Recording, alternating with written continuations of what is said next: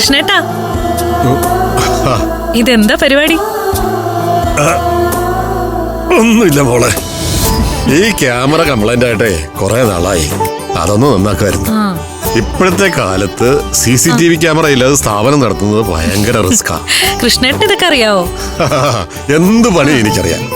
Camera മാത്രമല്ല, ഫ്രിഡ്ജും AC-യും വണ്ടിയും ഒക്കെ ഞാൻ നന്നാക്കും. ജയിലിൽ പോകുന്നതിന് മുമ്പ് ചെയ്യാത്ത പണി ഒന്നുമില്ല. ഇനി ആയാലും ഇങ്ങനെ എന്തെങ്കിലും തൊഴിൽ ചെയ്തല്ലേ പറ്റൂ. ഇവിടുന്ന് ഇറങ്ങിയിട്ടും ജീവിക്കണ്ടേ? ഇവിടെ നിന്ന് ഇറങ്ങാനോ? എല്ലാ കാലവും ഇവിടെ കഴിയാൻ പറ്റുമോ മോളെ? കുറച്ചുകൂടെ കഴിയുമ്പോൾ വയസ്സാവും. ഇപ്പൊ ചെയ്യുന്ന ജോലിയൊന്നും ചെയ്യാൻ അപ്പൊ പറ്റിയെന്ന് വരില്ല. അപ്പോ ഞാനിവിടെ ഒരു അധികപ്പറ്റാവും. അത് വേണ്ട. കൃഷ്ണേട്ടാ, എന്തോ മനസ്സ് വെച്ച് സംസാരിക്കുന്ന പോലുണ്ട്. എന്താ സംഭവം? ഒന്നുമില്ല മോളെ, ഞാനൊരു സത്യം പറഞ്ഞതല്ലേ. ഇതിപ്പോ എന്റെ കാര്യം മാത്രമല്ല, ലോകത്തെല്ലായിടത്തും അങ്ങനെ തന്നെയാ. പ്രായമായ അച്ഛനമ്മമാരെ മക്കൾ ഉപേക്ഷിക്കുന്നു. അപ്പൊ പിന്നെ എന്നെ പോലെ ഒരാളുടെ കാര്യം പറയണോ? ഇപ്പൊ ഇങ്ങനെ സംസാരിക്കാൻ മാത്രം എന്താ ഉണ്ടായത്? അങ്ങനെയൊന്നുമില്ല മോളെ. ജീവിതകാലം മുഴുവൻ അലച്ചിലല്ലായിരുന്നോ? ആ സ്വഭാവം പെട്ടെന്ന് മാറ്റാൻ പറ്റുമോ? കല്യാണത്തിന് മുമ്പേ തുടങ്ങിയ ഊരു ചുറ്റല. അന്നത് മാറ്റാൻ വീട്ടുകാർ നിർബന്ധിച്ച് കല്യാണം കഴിപ്പിച്ചു. 2 കുട്ടികളുണ്ടായി കഴിഞ്ഞപ്പോൾ പിന്നെയും പഴയ സ്വഭാവം തലപൊക്കി. ഭാര്യയും കുട്ടികളെ ഉപേക്ഷിച്ച് വീണ്ടും ഊരു ചുറ്റൽ. അക്കാലത്ത് ചെയ്യാത്ത ജോലിയൊന്നുമില്ല. ചുമടെടുക്കൽ മുതൽ ഗുണ്ടാപ്പണി വരെ. പിന്നെ 10-12 കൊല്ലം ജയിലിൽ. ജയിലിൽ വെച്ചാ ക്യാമറ നന്നാക്കാനൊക്കെ പഠിച്ചത്. അതിനുശേഷം കുറച്ചു നാളായിട്ട് ഇവിടെ. എന്റെ സ്വഭാവം വീണ്ടും പഴയതായി തുടങ്ങി. എനിക്ക് പോണം, പഴയ പോലെ നാടോടിയായിട്ട്. അതിന് കൃഷ്ണേട്ടനെ ഞാൻ വിട്ടാലല്ലേ? ഇവിടുന്ന് പോകുന്നെങ്കിൽ അതിനൊരു കാരണം വേണം. പോയാലും നല്ലൊരു വരുമാന മാർഗം വേണം. സുഖമായി ജീവിക്കാൻ പറ്റണം. അങ്ങനെ ഒരു ഉറപ്പ് എനിക്ക് വന്നു കഴിയുമ്പോ ഞാൻ പറയും. അതുവരെ എങ്ങും പോകുന്നില്ല. പക്ഷെ മോളെ, മനസ്സിൽ എന്തെങ്കിലും ഉണ്ടെങ്കിൽ അത് തുറന്നു പറയണം. ഇനി കൃഷ്ണേട്ടനും കൂടി എന്നെ ധർമ്മസങ്കടത്തിലാക്കരുത്.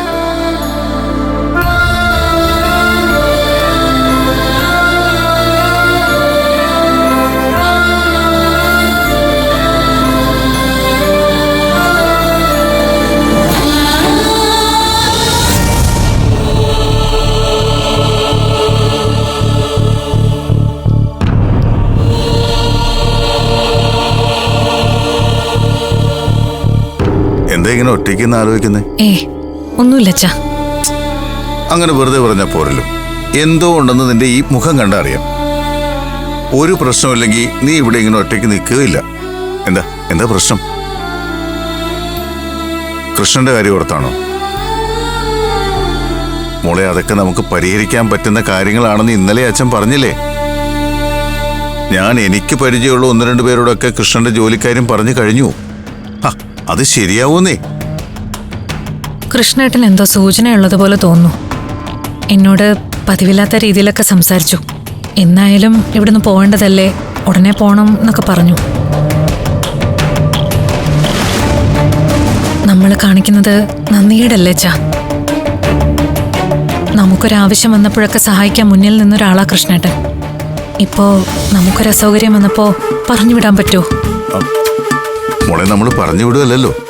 കൃഷ്ണൻ ഇവിടെ നിന്ന് മാറിയെന്ന് എന്തെങ്കിലും ജോലി ചെയ്യുന്നു. അതോടെ അഭിമന്യൊരു പിണക്കം മാറും. നിങ്ങളുടെ കല്യാണം നടക്കും. ഇതിലിപ്പോ ആർക്കും ഒരു ദോഷവും വരാൻ പോകുന്നില്ല. ഇനിയിപ്പോ ഇതാലോചിച്ചിട്ട് മോളുടെ ഉറക്കം കളയാൻ നിൽക്കണ്ട. പോയി ഉറങ്ങാൻ നോക്ക്. എനിക്ക് ഉറക്കം വരില്ലച്ചാ. വേറൊരു പ്രശ്നം കൂടിയുണ്ട്. എന്ത് പ്രശ്നം? അത് അംബികമാമി. അംബികമായി?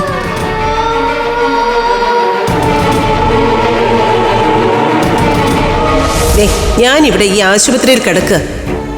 ട്രീറ്റ്മെന്റിനാണെങ്കിൽ ഒരുപാട് കാശാവും. അതെന്റെ കയ്യിൽ നിന്ന് ചെലവാക്കേണ്ട കാര്യമുണ്ടോ?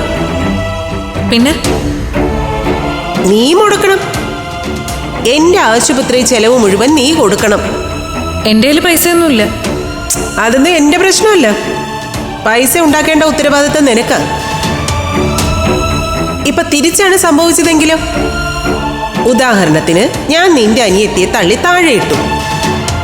അപ്പൊ ആശുപത്രി ചെലവ് ഞാൻ കൊടുക്കേണ്ടി വരില്ലായിരുന്നോ? അല്ല, അതിന് അവള് മാമിയെ തള്ളിയിട്ടില്ലല്ലോ. സാക്ഷികളുണ്ട്, ദിവ്യപ്രഭയും സുമേഷും.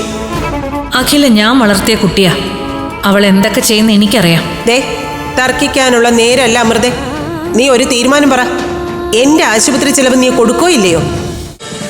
ഫ്ലവേഴ്സ് ഒരുക്കുന്ന കാഴ്ച വസന്തം യൂട്യൂബിൽ പ്രേക്ഷകർക്ക് ലൈവായി കാണാം. ഫ്ലവേഴ്സ് കോമഡിയിൽ ജോയിൻ ചെയ്യൂ, ആസ്വദിക്കൂ.